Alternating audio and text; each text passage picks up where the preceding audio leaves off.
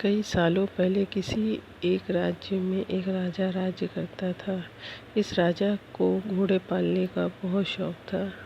इस राजा के पास वैसे तो कई सारे घोड़े थे, लेकिन इसके पास ऐसे 4 जंगली घोड़े थे जो इस राजा को काफ़ी पसंद थे। राजा ने इन घोड़ों को ट्रेन करने के लिए कई ट्रेनरों को बुलवाया, मगर कोई भी इन घोड़ों को अच्छे से ट्रेन नहीं कर पाया। जब भी कोई इन पर बैठने की कोशिश करता तो या उसे तुरंत अपनी पीठ से फेंक देते और उसे लात मार देते। राजा को घोड़े प्यारे बहुत थे, इसीलिए ट्रेनरों को सख्त वार्निंग दी जाती थी कि इन पर ज़ोर ज़बरदस्ती न की जाए, यानी कि इन्हें मारा पीटा न जाए। कई महीने निकल गए, मगर कोई भी ट्रेनर घोड़ों को अच्छी तरह से ट्रेन करने में सक्षम नहीं हो पाया। तब राजा ने अपने राज्य में ढिंढोरा पिटवाया कि जो भी व्यक्ति इन घोड़ों को अच्छे से ट्रेन कर देगा उसे बहुत बड़ा इनाम दिया जाएगा। कुछ दिनों बाद एक युवा ट्रेनर राजा के पास आया। राजा ने अपनी शर्त घोड़े की ट्रेनिंग बिना मार पिटाई होनी चाहिए, ऐसा उस युवक को बताया। युवा ने राजा की शर्त मान ली और अपनी तरफ से भी राजा को सामने 2 शर्तें रख दी। युवा ट्रेनर बोला, मैं आपकी हर शर्त मानने के लिए तैयार हूँ, मगर मेरी भी 2 शर्तें हैं जो आप मानो तभी मैं आपके घोड़ों को ट्रेन कर पाऊँगा। राजा ने कहा, पहले शर्त तो बताओ। ट्रेनर बोला, पहली शर्त कि मुझे इन घोड़ों को ट्रेन करने के लिए कुछ महीने या पूरा साल भी लग सकता है, उतना वक्त दिया जाए। और दूसरी शर्त यह है कि इन घोड़ों के खाने पीने रहने का बंदोबस्त पूरी तरह मुझ पर छोड़ दिया जाए। राजा के पास कोई और विकल्प नहीं था। कोई भी ट्रेनर आज तक घोड़ों को ट्रेन करने में सफल नहीं हो पाया था, और अब तो नए ट्रेनर भी आना बंद हो गए थे। राजा ने युवक ट्रेनर की सारी शर्तें मान ली और घोड़ों को उसे सौंप दिया। युवा ट्रेनर अगले दिन से ही एक बड़े से बाड़े में इन घोड़ों को लेकर गया और वहां सबको खुला छोड़ दिया। ट्रेनर बाड़े के किनारे किनारे पर दौड़ने लगा। फिर दौड़ते दौड़ते थकने के बाद यह युवक ट्रेनर वहीं बाड़े में लेट गया। वहां से उठने के बाद उसने खुद ही घोड़ों को चारा खिलाया और पानी पिलाया।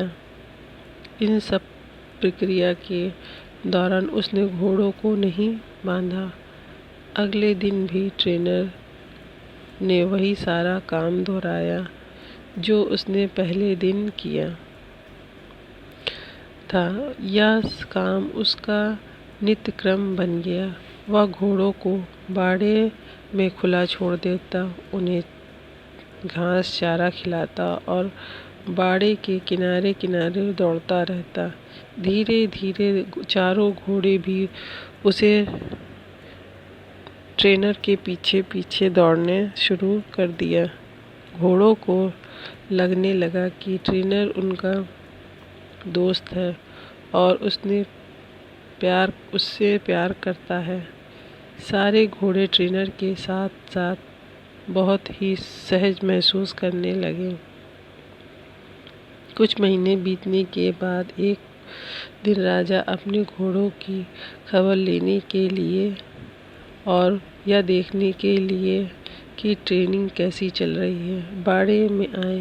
राजा ने यह देखकर खुश हो गए कि सारे घोड़े ट्रेनर के पीछे पीछे दौड़ रहे हैं। राजा को अब यकीन हो गया कि या ट्रेनर ही उनके घोड़ों को ट्रेन कर सकता है। राजा खुशी खुशी वहाँ से चले गए। देखते ही देखते 1 साल बीत गया। तब जाकर युवा ट्रेनर ने राजा को संदेश भिजवाया कि घोड़े पूरी तरह ट्रेन हो चुके हैं, सो राजा एक बार आकर देख ले। राजा की हाजिरी में युवा ट्रेनर ने एक के बाद एक सभी घोड़ों की सवारी की और उन्हें मनचाही जगह पर ले जाकर दिखाया। राजा यह देखकर बहुत खुश हो गया। राजा ने युवा ट्रेनर से पूछा कि मुझे बताओ कि तुमने यह कैसे किया। युवा ट्रेनर ने राजा को सारी बात समझाते हुए कहा, मैंने सबसे पहले इन घोड़ों को अपनापन महसूस कराया। इसके साथ रहकर मैंने इनको आज़ाद करके यह जताया कि मैं इनका दोस्त हूँ और मैंने इनसे प्यार करता हूँ। फिर मैंने इनको खाना और पानी देकर उनके और करीब जाने की कोशिश की और इसके साथ खेलकर इन्हें सिखाने की कोशिश की। इस तरह धीरे धीरे यह मुझे अपने करीब आने देने लगे, अपनी पीठ पर बैठने देते। फिर एक दिन ऐसा भी आया, अब मुझे यह पीठ पर बिठाकर दौड़ाने लगे। राजा ने युवा ट्रेनर की समझदारी की प्रशंसा की। उसने वादे के अनुसार लाखों सोने की मोहरें दी और साथ में हमेशा के लिए इन घोड़ों की देखभाल करने की नौकरी भी दी। कहानी तो बहुत ही मज़ेदार और रोचक है, मगर इसका जो सारांश है बहुत ही गहरा है। अगर मनुष्य के जीवन के साथ इन घोड़ों की तुलना की जाए तो यह चारों घोड़े होंगे चिंता, गुस्सा, घमंड और लालच। मनुष्य की बुद्धि को हम युवा ट्रेनर की तरह देख सकते हैं। जिस तरह से युवा ट्रेनर के समय लेकर और समझदारी से धीरे धीरे चारों बदमाश घोड़ों पर काबू पाया, उसी तरह कोई भी मनुष्य अपने जीवन के सबसे बड़े बदमाश घोड़े यानी कि चिंता, क्रोध, घमंड और लालच पर काबू पा सकता है। चिंता। पहला अप्रशिक्षित घोड़ा जो की चिंता है। हमारी बुद्धि को यह समझना होगा कि चिंता बुरी होती है, पर चिंतन फायदेमंद होती है। चिंता किसी भी समस्या का हल नहीं होता। हाँ, चिंतन से हम नया रास्ता ज़रूर दिखाई देता है। दूसरा, क्रोध। दूसरा उद्दंड घोड़ा है क्रोध। कभी कभी जीवन में क्रोध करना आवश्यक होता है। कभी कभी ऐसी परिस्थितियाँ आती हैं जब आपका हक कोई और मार जाता हो और बेवजह आप पर जुल्म कर रहा हो, तब क्रोध करना कोई बुरी बात नहीं है। मगर क्रोध कब करना है, कैसे करना है, कितना करना है, किस पर करना है, और इन सब की लगाम अपने हाथों में रखना बहुत ज़रूरी है। लालच। तीसरा उद्वंत घोड़ा है लालच ज्ञान पाने की होती हो तो अच्छी है, लालच अज्ञानता की हो तो बुरी है।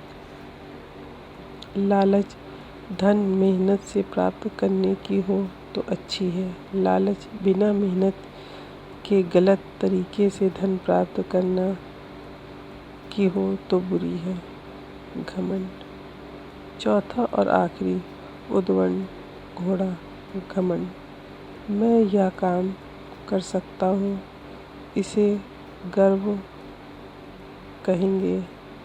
और फिर मैं ही इस काम को कर सकता हूँ, यह घमंड होता है। बस यही सारे फ़र्क बुद्धि रूपी ट्रेनर के इन उद्दंड घोड़ों को समझना होगा। फिर आप के यह चारों बदमाश घोड़े भी देखिए कैसे कंट्रोल में आते हैं।